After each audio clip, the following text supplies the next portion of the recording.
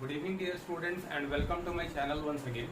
तो आज के इस क्लास में हम लोग डिस्कस करने जा रहे हैं इलेक्ट्रिक मोटर, जो कि बहुत इंपॉर्टेंट टॉपिक है क्लास 10 के लिए। सो ज़्यादा टाइम ना वेस्ट करते हुए स्टार्ट करते हैं आज का class. So what is an electric motor? एक इलेक्ट्रिक मोटर बेसिकली क्या होता है? तो electric motor is a device which converts electrical energy into mechanical energy. ठीक है, तो मोटर क्या करता है? इलेक्ट्रिकल एनर्जी को कन्वर्ट करता है मैकेनिकल एनर्जी में। और मोटर का वर्सेटाइल यूजेस है हमारे डेली लाइफ में, you might be knowing that. ठीक है, जितना भी मशीनरी ऑब्जेक्ट है, ठीक है, जिसमें एक रोटेटिंग डिवाइस लगा हो, तो इसका मतलब क्लियर है कि उसके अंदर एक मोटर जरूर लगा होगा। ठीक है, जो फैन मूव कर रहा होता है आपके घर में, तो उस फैन में भी एक सिंपल मोटर लगा होता है। ठीक है, तो लेट अस प्रोसीड। तो एक इलेक्ट्रिक मोटर के अगर बेसिक कंस्ट्रक्शन की बात करें, तो एक electric motor magnetic field NS यहाँ पे दिखाई दे रहा है आपको। मैग्नेट के दो पोल्स हैं, नॉर्थ और साउथ। तो इस नॉर्थ साउथ पोल्स के बीच में एक कॉइल प्लेस किया गया, rectangular coil, that is ABCD, right. अब ABCD कॉइल जो है that is connected to R1 and R2। ठीक है, तो इस पार्ट को R1 एंड R2 को हम लोग कहते हैं स्प्लिट रिंग्स। ठीक है, स्प्लिट का मतलब होता है टूटना। तो ये एक ही रिंग था एक्चुअली, तो इस रिंग को अगर बीच से डिवाइड करेंगे तो ये दो पार्ट में डिवाइड हो जाएगा। तो इसी पैटर्न में ये अरेंज होता है एक्चुअली इलेक्ट्रिक मोटर में। So R1 and R2 are the parts of split ring. B1 और B2 जो है they are stationary carbon brushes. तो ये जो B1 और B2 है ये एक्चुअली रोटेट नहीं करेगा। ठीक है, ये पूरा कॉइल रोटेट करेगा, R1 और R2 जो रिंग है वो भी रोटेट करेगा। तो इसमें स्टेशनरी क्या होगा? B1 और B2, राइट। अब यहाँ पे जो कनेक्टिंग वायर है that is connected to positive and negative terminal of a battery. ठीक है, तो as you all know that electricity chapter में हमने डिस्कस किया हुआ है कि करंट का फ्लो ऑफ डायरेक्शन क्या होता है। तो it starts from positive terminal and ends at negative terminal. तो करंट के फ्लो का डायरेक्शन यही होता है, always it is opposite to the flow of electrons, right. तो चलो अब ये देखते हैं कि ये कॉइल एक्चुअली किस डायरेक्शन में रोटेट करेगा। ठीक है, तो इसके रोटेशन के डायरेक्शन को डिटरमिन करने के लिए दो चीजें कम से कम होनी चाहिए, that is the direction of magnetic field line and direction of current. And the rule which is applied to determine the direction of rotation of the coil in case of electric motor, so that rule is Fleming's left hand rule। ठीक है, Fleming's left hand rule भी हमने discuss किया हुआ है पहले के videos में। तो अभी तक अगर आपने प्रीवियस वीडियो नहीं देखा है Fleming लेफ्ट हैंड रूल से रिलेटेड, तो प्लीज गो थ्रू दैट। तो लेफ्ट हैंड रूल को अप्लाई करेंगे इस कॉइल के रोटेशन का डायरेक्शन पता करने के लिए कि किस डायरेक्शन में ये रोटेट होगा।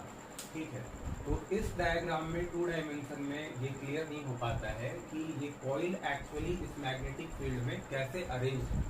ठीक है, तो कॉइल यहाँ पे आपको दिखाई दे रहा है वर्टिकल, बट ये कॉइल एक्चुअली वर्टिकल नहीं होता है। ठीक है, ये इस प्रकार प्लेस्ड होता है, ऐसे प्लेस्ड होता है, राइट। तो आप ये मानोगे कि नॉर्थ साउथ जो मैग्नेट का दो पोल है, इस मैग्नेटिक फील्ड में इस कॉइल को जो प्लेस किया गया ABCD रेक्टेंगुलर कॉइल को, वो इस तरीके से प्लेस किया गया है। ठीक है भाई, अभी देखो फ्लेमिंग्स लेफ्ट हैंड रूल हम लोग अप्लाई करेंगे। तो फ्लेमिंग लेफ्ट हैंड रूल में क्या होता है भाई? 3 फिंगर्स होते हैं, एक थंब होता है, एक 4 फिंगर या इसको इंडेक्स फिंगर भी कहते हैं, और एक मिडल फिंगर होता है। ठीक है, तो इसमें थंब शो करता है direction of motion, index finger show करेगा direction of magnetic field line, और मिडल फिंगर शो करेगा डायरेक्शन ऑफ करंट। ठीक है, तो प्रीवियस वीडियो में भी ये बातें की गई हैं, और एक बार फिर से I would like to repeat कि 4 डायमेंशन में आपके सामने, मतलब जिधर बोर्ड है, ठीक है, जिस डायरेक्शन में, तो that is going to be your north side. ठीक है, आपके सामने नॉर्थ होगा, आपके बिहाइंड साउथ है, आपके लेफ्ट हैंड साइड वेस्ट होगा, और आपके राइट हैंड साइड ईस्ट होगा। ठीक है, वंस अगेन आई रिपीट, आपके सामने का फ्रंट का जो पार्ट है दैट इज नॉर्थ साइड, आपके बिहाइंड होगा साउथ, आपके लेफ्ट हैंड साइड होगा वेस्ट, और आपके राइट हैंड साइड होगा ईस्ट। तो इस कॉन्सेप्ट को अप्लाई करते हुए हम लोग ये देखते हैं कि करंट एक्चुअली किधर एंटर कर रहा है, कौन से आर्म में एंटर कर रहा है। तो आप देखोगे अगर ऐसे अरेंज है तो पॉजिटिव टर्मिनल इस साइड था, ठीक है, तो आर्म ए बी में पहले करंट एंटर करेगा। बट एज आई सेड कि ये ऐसे प्लेस नहीं है कॉइल, ठीक है, ये कैसे प्लेस है भाई, तो ये हॉरिजॉन्टली प्लेस है इस तरह से। तो करंट का डायरेक्शन क्या था, ए बी, ठीक है, मतलब करंट किधर से किधर जा रहा है, ए से बी की तरफ जा रहा है। इसका मतलब आपका मिडिल फिंगर जो होगा that will be pointing towards the pole, right.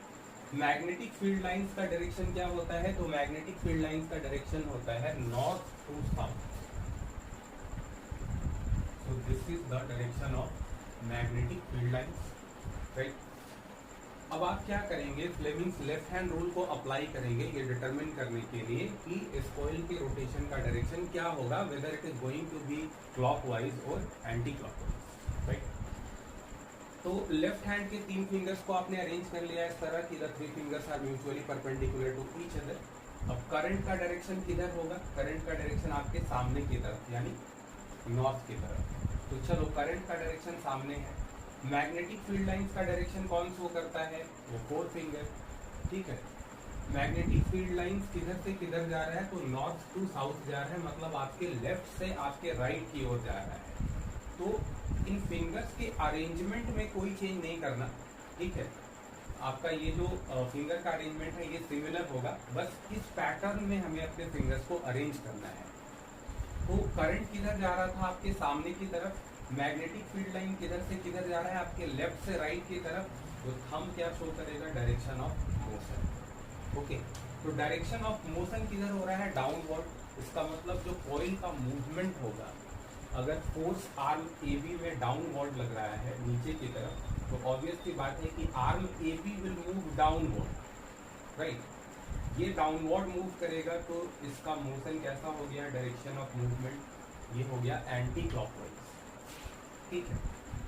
अब क्या होगा कि after half rotation arm A B के प्लेस पे आ जाएगा आर्म सी डी, राइट। अगर एक कंप्लीट रोटेशन होगा तो आर्म ए बी वापस से घूम के अपनी जगह पे आ जाएगा। But after half rotation what will happen, arm C D will take the place of arm A B. तो इस हाफ रोटेशन के बाद क्या होगा कि जब सी डी ए बी का प्लेस लेगा और ए बी सी डी का प्लेस लेगा, तब यहाँ पे रोल प्ले करेगा R1 and R2, that is split rings. इसको कम्यूटेटर भी कहते हैं। तो इस कम्यूटेटर का मेन फंक्शन ये होता है कि it reverses the direction of flow of current after every half rotation. इसका मतलब ये हो गया कि पहले जो करंट आर्म ए बी से एंटर कर रहा था इस कॉइल में, वो अब आफ्टर हाफ रोटेशन किधर से एंटर करेगा, थ्रू डीसी, राइट। तो स्प्लिट रिंग का फंक्शन क्लियर हुआ होगा यहाँ से कि स्प्लिट रिंग क्या करता है भाई, करंट के डायरेक्शन को चेंज करता है आफ्टर एवरी हाफ रोटेशन। ये याद रखना है।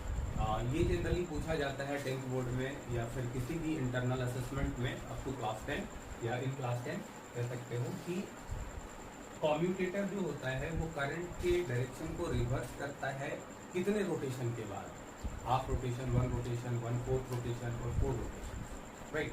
So it changes the direction of current after every half rotation. I hope कि ये वीडियो क्लियर रहा होगा सबके लिए। तो थैंक यू फॉर वॉचिंग, और प्रीवियस वीडियो प्लीज़ आप जरूर देखना क्योंकि उसमें और भी सारी चीज़ें बताई गई हैं।